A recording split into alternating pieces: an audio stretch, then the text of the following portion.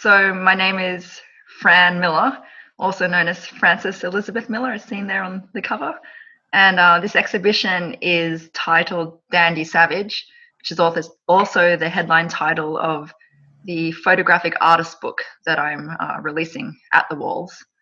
And in a really brief summary, on the surface, it's a boat exploration trip to Papua New Guinea, a surfing boat trip that I undertook. And on a deeper level, it has many facets that explore beyond simple boat trips. It's really an exploration of self, identity, being Australian, what being Australian means, why we believe the things we believe, why we do the things we do. And yeah, that's a summation of it. It's a bit of life in that whole book. So that's it. Yeah. And Dandy Savage, the title, really plays on a lot of sort of historically loaded words, especially savage, in the sense of where Australians and other countries have sort of gone in their conquests around the world. Yeah. So. And what about Dandy? Where did Dandy come from? So that was triggered by my research, where on one of the original research exploration trips, the term Motu Motu Dandy was given to one of the chiefs.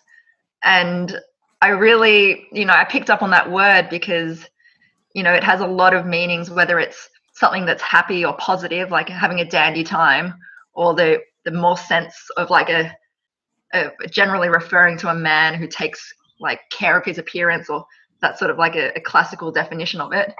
And so the contrast between sort of that positive, like genteel sort of viewpoint, or genteel man, and then contrasting it with the word savage, to me just felt like a perfect fit. Like when I saw that together, I just thought to myself, that's got to be it. That was it. Yeah, right. Okay, yeah, that makes a lot of sense. Yeah, there's a lot of contrast in the book. A lot of things going on in it, so it really felt right.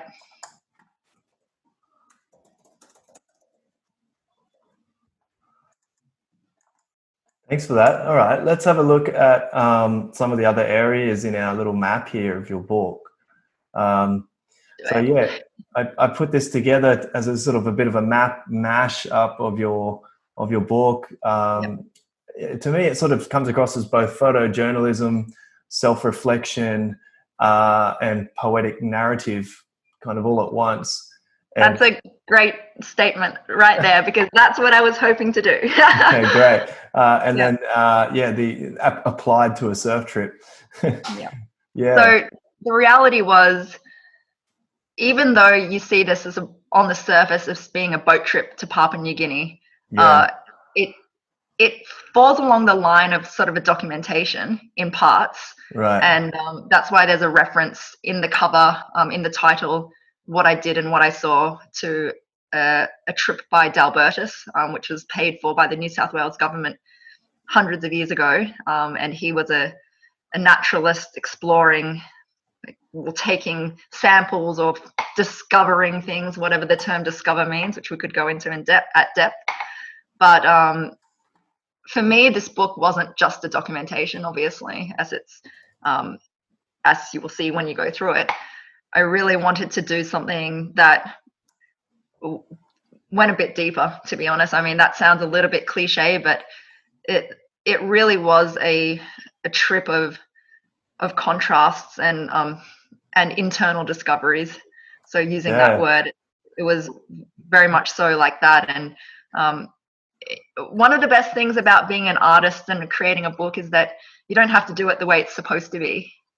How books have been done, or what book is supposed to function as. Like, you can do what you want, and this was my opportunity, I felt, to showcase the experience in Papua New Guinea, whilst also showcasing that change in myself through those journeys, basically, the Well, internal. let me pick up on that word discovery, because I had also picked up on that word in your prose. Yep. Let me read a part of your book. Despite all my needs being met, my longings remain insatiable. The perfect wave. I am selfish. I want every wave to be mine. Yes, I'm an explorer.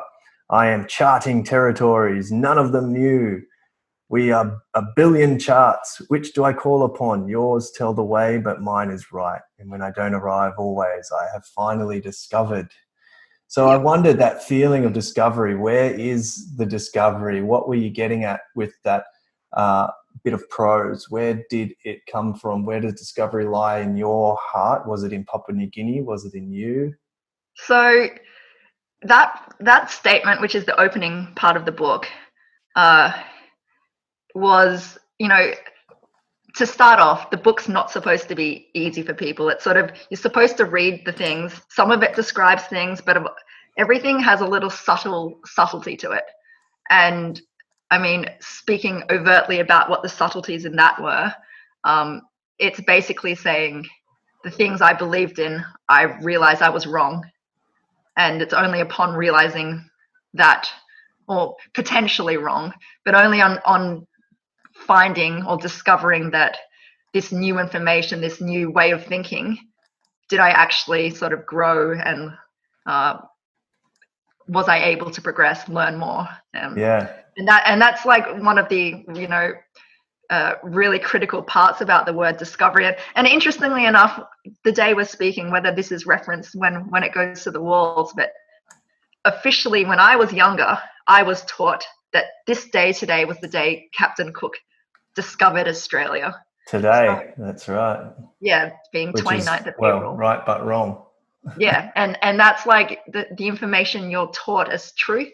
The working title of this book was actually "The Truth Is How I See It," and it was in reference to, like, you believe the things you believe because that's, whatever surrounds you, the knowledge you're taught, that's what you end up believing. Yeah. And a term like discovery, in this journey, it was literally saying, like, there's billions of humans on the earth. They all have their way of thinking, and so what innately makes you think what you think is the real truth, the real way of the world, all of those things. And being open to that position, that something comes to you that you didn't know or that contradicts what you believed in, that's part of, like, the opening statement. Like, my trip was a contradiction to my beliefs, basically, or what I'd been taught, the knowledge I had. Yeah. And it's clear to me what's coming across is, you're playing with that word discovery is very loaded, in that, as you mentioned, apparently today, Captain Cook discovered Australia, which is a myth. He didn't. Factually incorrect. Yep. He didn't discover anything, nor did anybody discover the New World either, in 1492. Absolutely. But since that date, more than 500 years ago, the world has never really returned to something before, because in that mythological narrative of discovery in 1492 of the Americas, it said that those other out there on the other side, we found those monsters, those barbarians, those savages. In fact, what happened historically is the naming of these people on the outside of maps, where you would usually draw monsters and stuff in the 13 and 1400s. They would be called monsters, and then they actually found some of them through the middle world, and so they were called barbarians because they were warlike, but they still seemed to be at least human. So they couldn't use the word monsters anymore of what was unknown. And then they found more in the New World and started to call them savages. And so by the time they arrived here in 1770 and then 1788, they perfected that kind of rhetoric and that way to portray that myth. Well, it's the greatest marketing story in the world, basically, one of them. There's true. Actually quite a few. I shouldn't go into them all, but it's definitely one of those. And it's one of the things that always interests me is that I go on a lot of trips to really remote locations, and there's always someone there.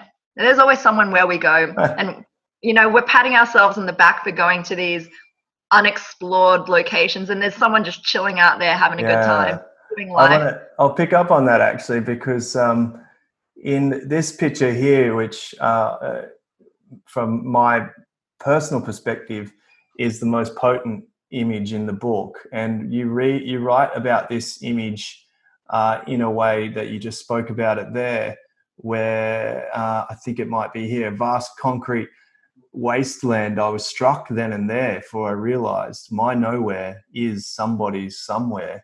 So what can you tell me more about this moment, this experience, and how you captured this image?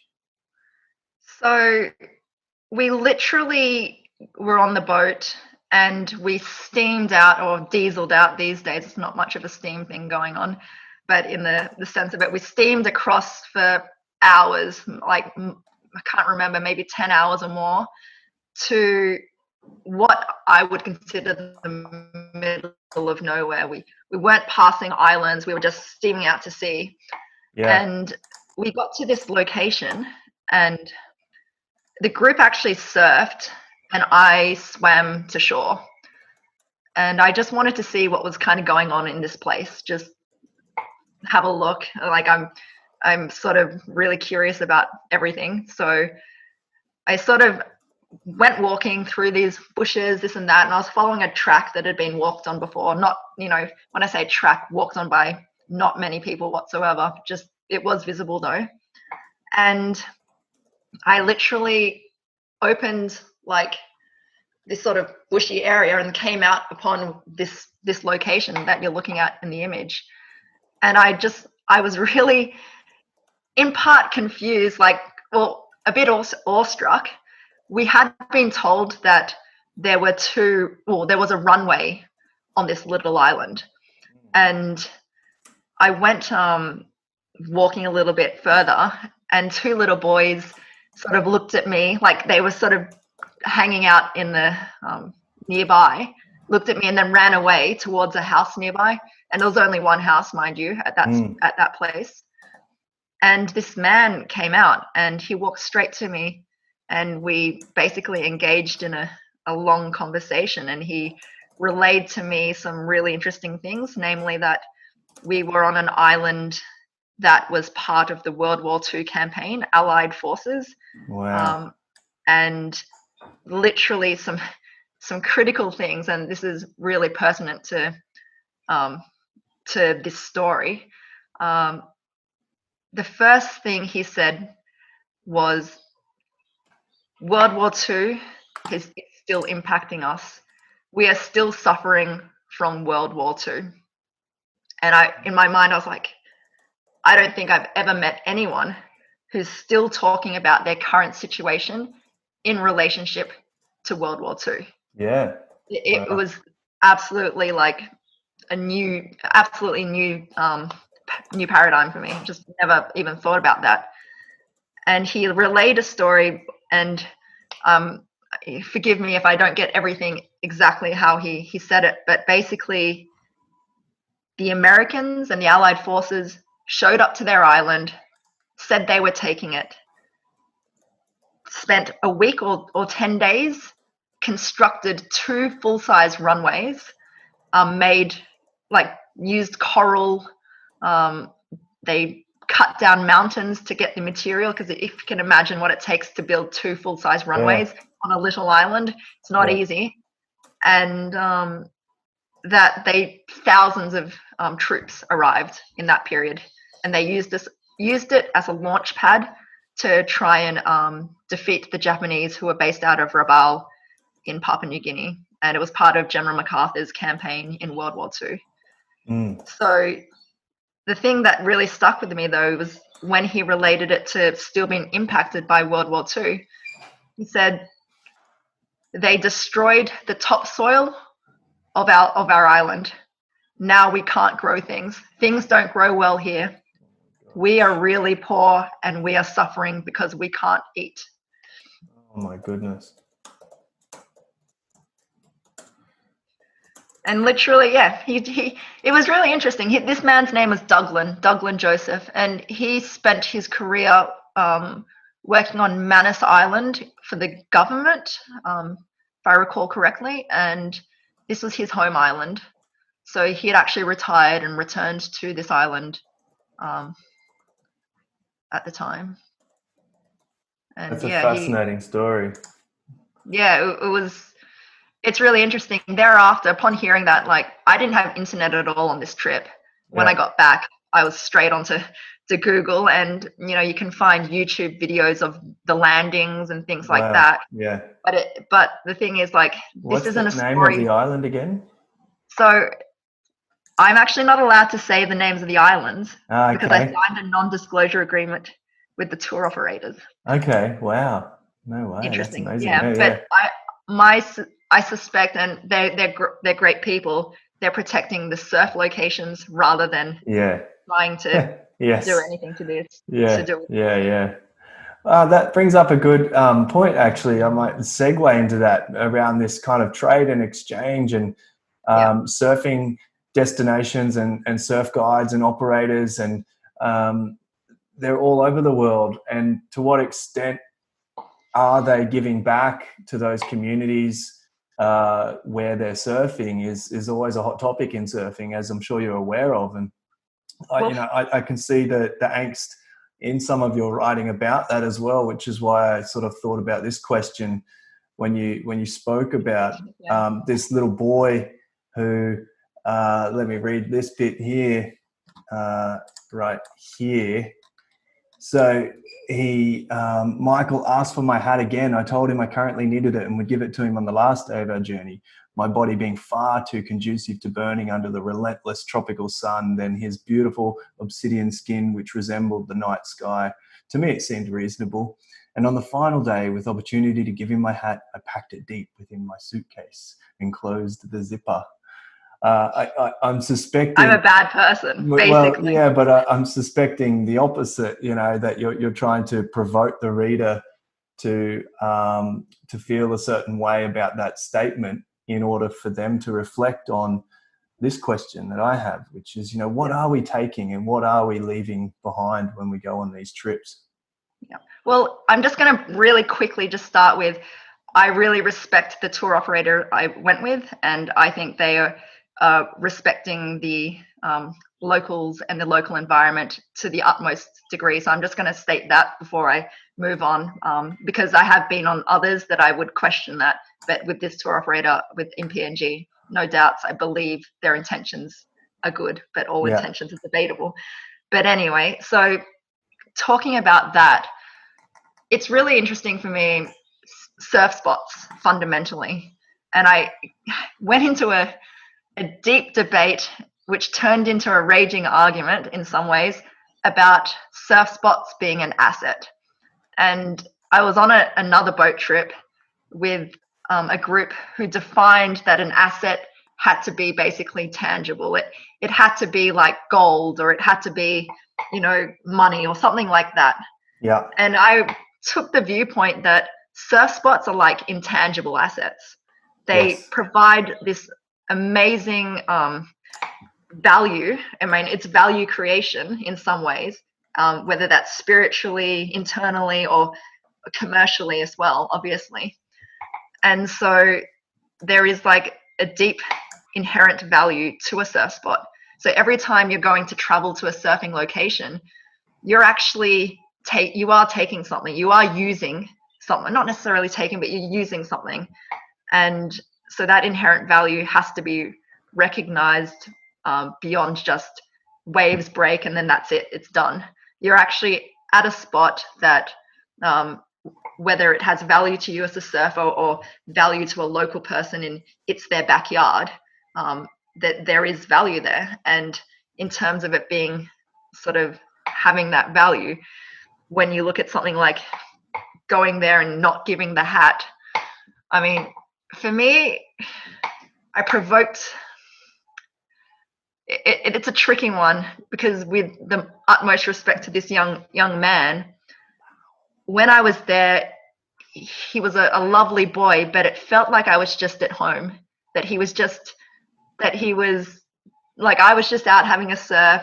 It wasn't necessarily a gift exchange, if anything. It was like very much just like he wanted to be a professional and he just wanted something from me. And Yeah. he's a lovely young man, and he's really, I don't think any of those things would have crossed his mind as to what was going on in that sense. Or they may have. I shouldn't disrespect his capacity to think of those things. But it didn't feel like a traditional gift exchange. It felt much more like, did it almost feel like it would be so I know I've been in these situations lots, and I've traveled a lot in the world and been in very similar. In fact, I've been to Papua New Guinea surfing, and have my own very heavy tales, etc. But in any of these places in the world, I often get a little bit conflicted with this gift exchange, because there is a certain point where I feel like I'm actually condescending people by saying, well, do you want this? Do you want this stuff? Do you want me to leave you behind these things? Especially when it feels like there's been a personal relationship, a bond build over time, and then it's almost like you're commodifying that bond right at the end. Well, that's definitely true in one respect, but the other is that you're fundamentally assuming that whatever you have is something that someone else should want. Right. And I mean, obviously, this young man did ask for the hat. Michael did ask for my hat. So in some ways, he did express. I love your drawing, by the way. He did express the want for those things, but it's almost a question of like, does he know why he wants it? Because he doesn't necessarily need it. The point about his talking about not needing a hat, like my skin would burn and his wouldn't. There's actually no fundamental necessity to that hat for him, so to speak. And so like this assumption that just like the gift of a Westerner or a gift of someone else who's from somewhere else has an inherent value should be fundamentally challenged. Sure. In that simple fact, like, why does that have a value to him just because it's from me or from a colleague or someone else on the boat, Yeah. That's really cool. I wanted to bring your attention to, I guess, another topic that I sort of see weaving through just subtly, and that is the patriarchy. And if I could sort of highlight an area that sparked where I sort of here, it's certainly this paragraph. Let's not use that one to show us. Let's use a green. Let's move it back so we can see it. It's this area through here. Look, I've done it again.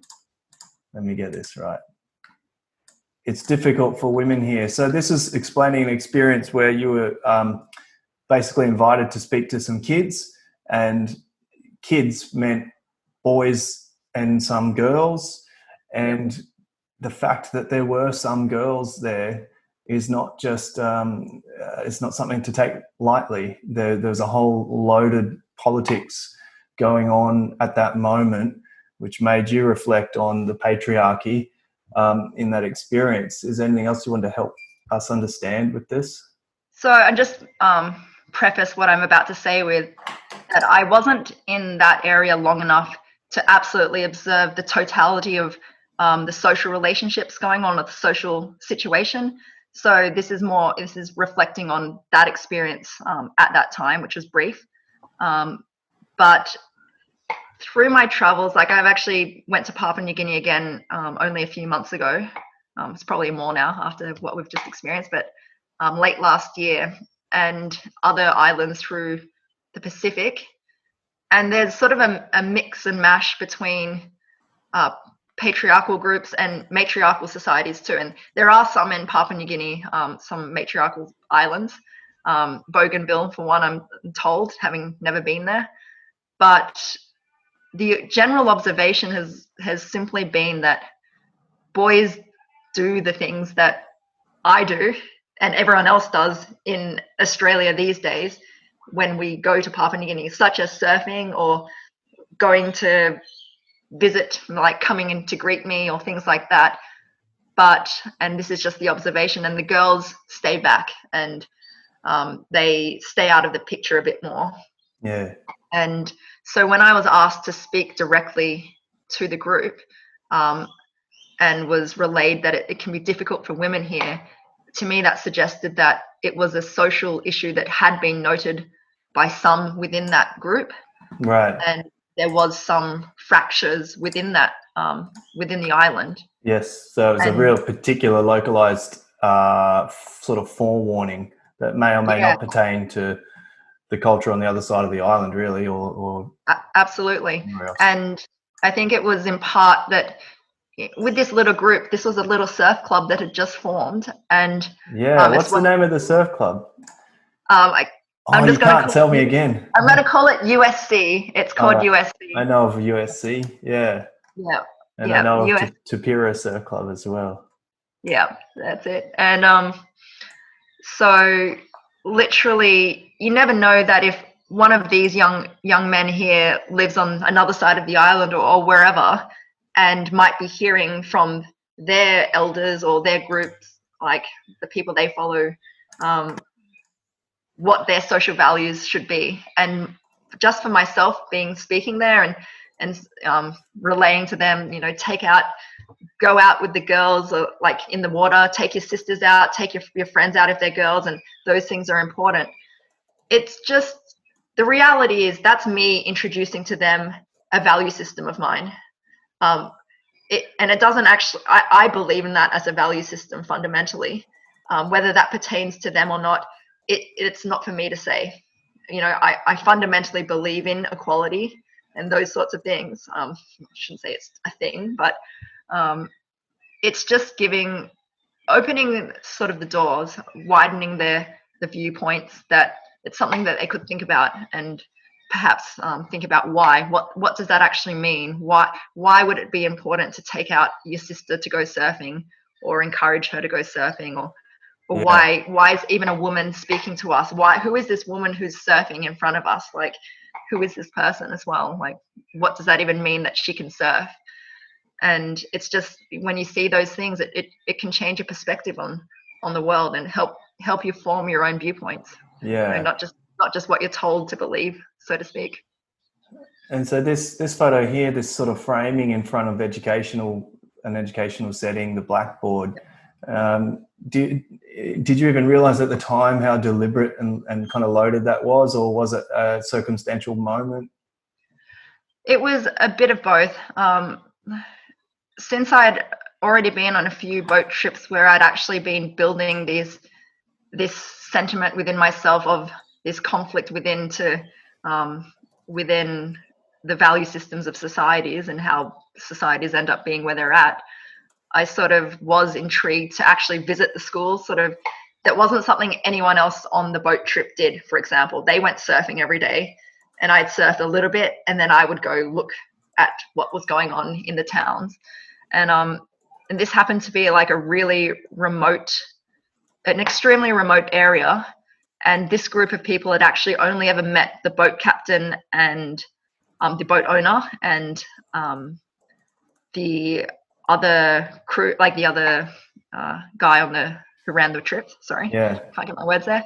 And they'd actually never met what they said. They've never met a Western woman before. They'd never seen one. And literally,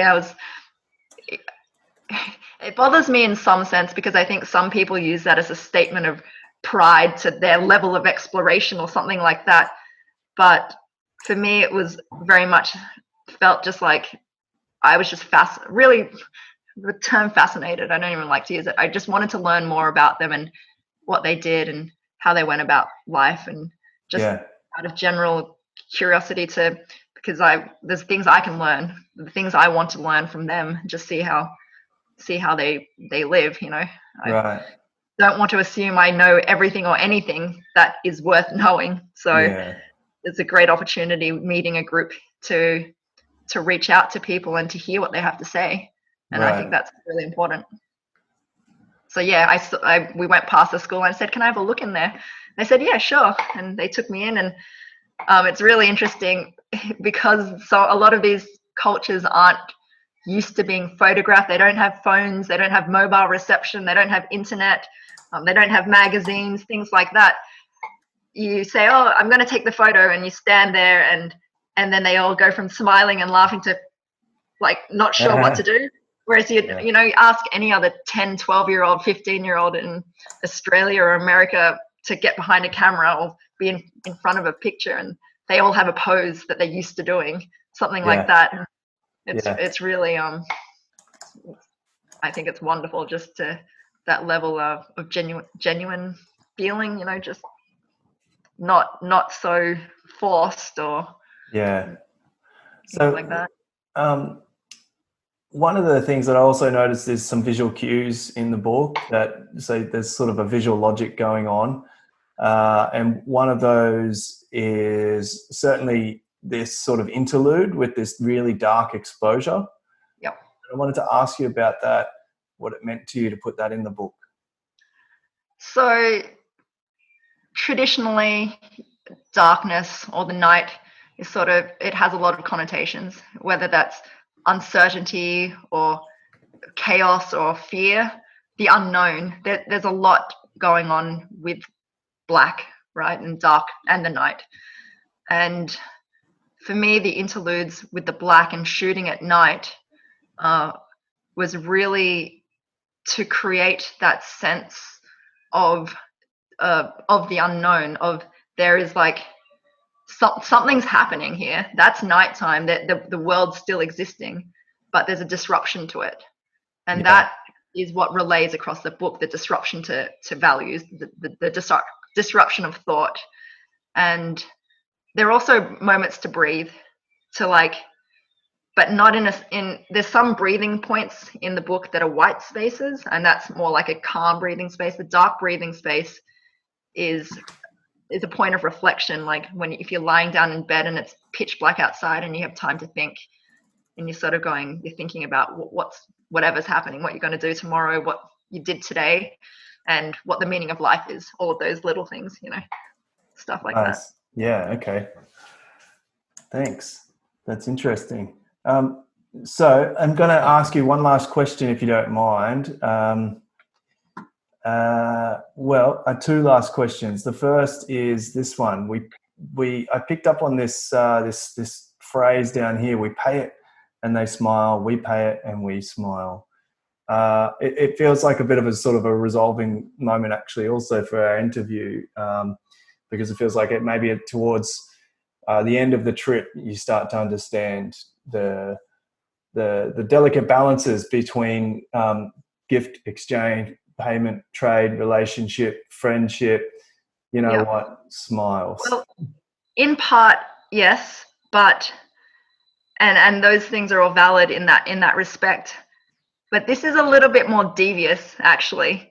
And when I wrote that, it was reflecting on our similarities as humans on Earth and our differences as well. And the reality was lobster in Australia, I don't know, it's like $100 a kilo, something crazy. So for us to pay $4 a kilo is we're running around, jumping up and down thinking this is great, we're living like kings, so on and so forth. Yeah. And that's the reference to we pay it and we smile, this is the best thing. Yeah. And then we pay it and they smile. And that is in reference to that they're selling it to us at an inflated price, they're taking advantage of us, basically. And I hate to use the word us, because the us and them is like a massive thing in itself. But the reality is that we're thinking in part with all those loaded feelings of we got the good deal, and they're thinking we got a good deal, and we're just sort of literally just we're all the same. Right. As people, we are all the same. Not fundamental, not exactly, but we all have these emotions. We all have these sentiments about how we want to move through the world. We've got these kind of needs and satisfiers that are fundamental in a way. That's it. And in part, it was sort of it was very much in reference to that sense that we're all just doing this life in this shared world, and you think you're the one who's getting the good deal, and when you realize that it's nothing of the sort, you know, you're just literally all just cruising along. I mean, that's a conflict to people's belief systems at times, when you're trying to do the best for yourself in life and you think you're taking advantage of every opportunity and situation. If someone goes, no, you don't realize someone else is doing that to you as well. And it sort of asks you to question how you're moving through the world, and the space and time and place you live in, and what you're doing with that, basically. So I wanted to give you one chance now to point me to one last photo to really quickly talk about. Which one could it be? Oh gosh, you know what? I was supposed to think about that and I didn't quite get there. But I'm going to point to that image with the boat.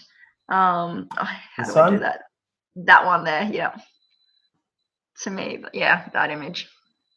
And yeah. Why?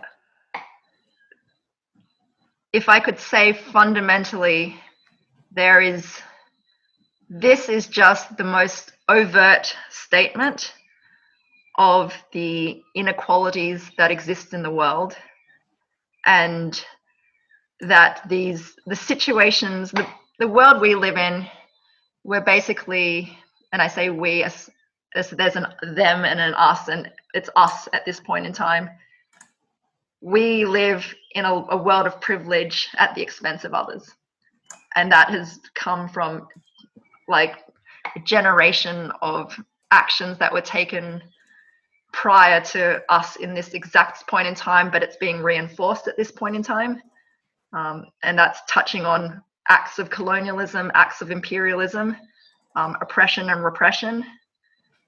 And I point out this image because it's the stark difference between those in power and those who are not in power.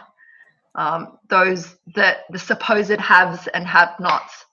But the underlying premise of my book is a question of, why do we believe what we have is what anyone else would want? Why do we believe what we value is the right way to live? And so those acts of colonialism, those acts of imperialism that impart a sense of superiority upon other people and belief systems on other people, and that those are the right ways to be, it asks you to question, is that even it? Because, you know, we're doing Zoom interviews here and stressing about the world and life and jobs, and other people are doing their own thing, enjoying life too, you know, to fishing. You know, I'd retire right now and go into this canoe and go fishing and surfing every day if I could, you know. Yeah, I hear you. Well, thank you very much, Fran, for this interview.